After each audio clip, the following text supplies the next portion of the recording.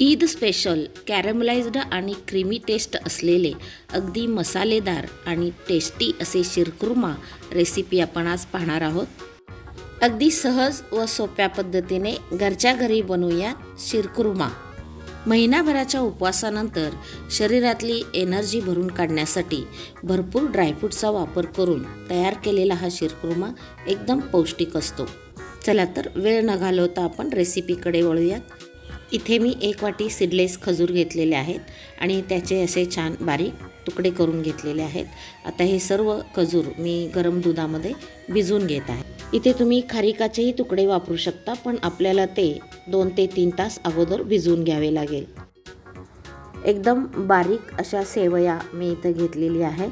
अशा पद्धतीच्या बारीक सेवया तुम्हाला बाजारात देखील विकत मिळू शकतात। त्यानंतर 1 वाटी मी खोबऱ्याचे पांढरे शुभ्र असे खीस घेतलेले आहे। त्यानंतर 1 वाटी साखर, ही भिजवलेली खजूर पहा अगदी छान मस्त मऊ अशी दुधामध्ये भिजलेली आहे। हे खजूर जेव्हा दुधात अजून छान शिजले जातील तेव्हा शीरखुर्म्याची चव खूपच छान लागते। शीरखुर्म्याला क्रीमी टेस्ट येण्यासाठी 1 अर्धी वाटी मिल्क पावडर मी वापरत आहे। तसेच 1 अर्धी वाटी मी चारोळे घेतलेली आहे। त्यानंतर 1 अर्धी वाटी काजू आहेत।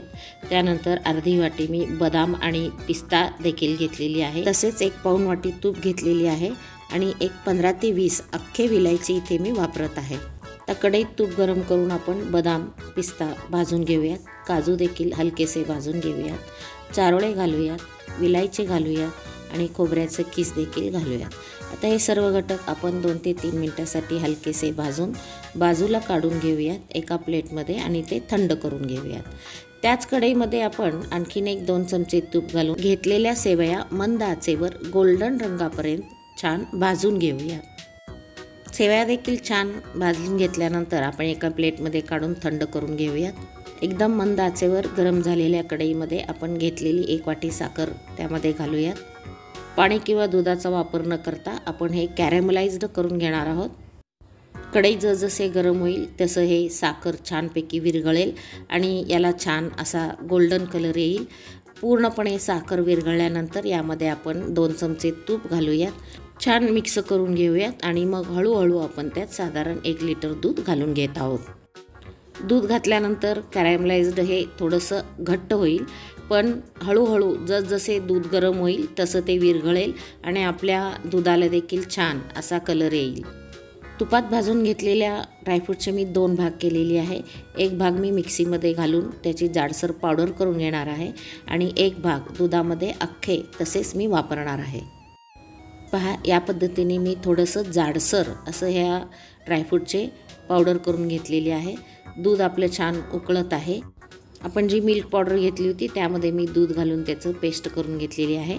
आता ही पेस्ट आपण या उकळत्या दुधामध्ये घालून छान मिक्स करून घेऊयात आणि 1 उकळी घेऊयात। दूध उकळल्यानंतर पुन्हा त्यामध्ये छान आपण जे दुधामध्ये खजूर भिजवून घेतलेली होती ती सुद्धा या उकळत्या दुधामध्ये घालून आपण छान मिक्स करून पुन्हा एकदा 1 उकळी घेऊयात। यानंतर यामध्ये 7 ते 8 अख्खे विलायची घालूयात।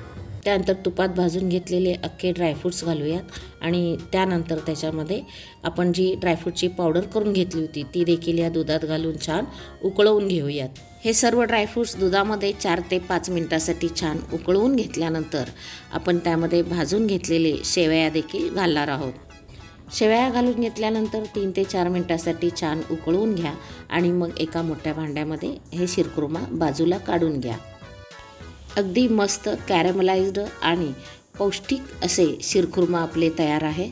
शक्यतो दुधात साखर विरघळवून न घेता अशा प्रकारे तुम्ही साखर जर कॅरमलाइज्ड करून शीरखुर्म्यात वापरलात तर शीरखुर्म्याला चव आणि रंग अतिशय उत्तम येते।